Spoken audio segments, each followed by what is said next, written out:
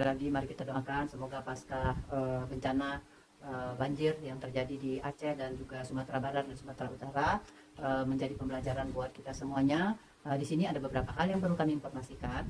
Tentu kita harus mewaspadai beberapa penyakit yang mungkin muncul terjadinya pasca banjir.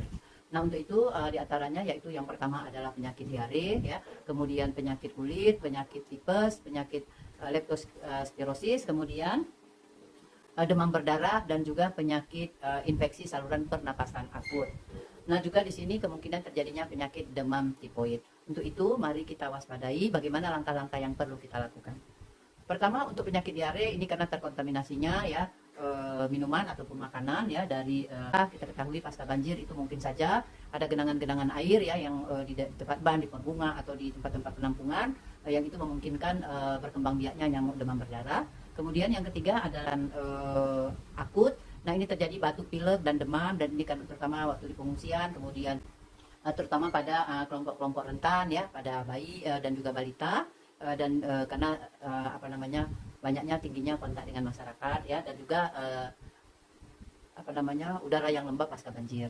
Kemudian yang keempat adalah leptospirosis. Leptospirosis ini yaitu penyakit yang tertular melalui kotoran dan juga kencing daripada tikus ya, yang tersebut terkontaminasi mungkin dengan air yang ada kotoran tikus ataupun urin atau kencing tikus tadi, dan terkena terluka dan akhirnya juga sebagai sumber infeksi, atau minum, kita kan nggak tahu ya kan.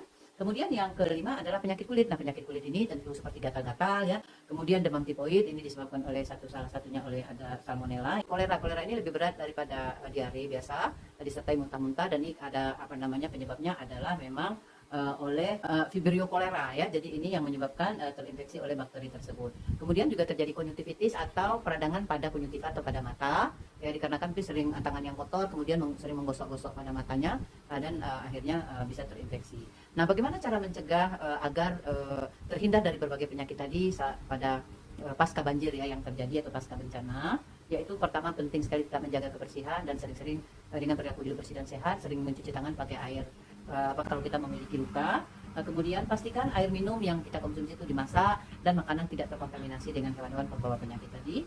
Kemudian bersihkan rumah dan juga buanglah sampah-sampah dari rumah pasca banjir tadi. Lalu bersihkan rumah dengan menggunakan desinfektan atau untuk antibakteri ya. Jadi supaya dengan mengkonsumsi makanan yang bergizi, konsumsi sayur, buah dan juga vitamin ya dan mineral, sehingga kita bisa sehat, istirahat yang cukup ya, tidur yang cukup, kemudian hindari atau kelola stres dengan baik. Mudah-mudahan hal ini bisa membantu apa yang saya sampaikan ini. Semoga kita semua terhindar dari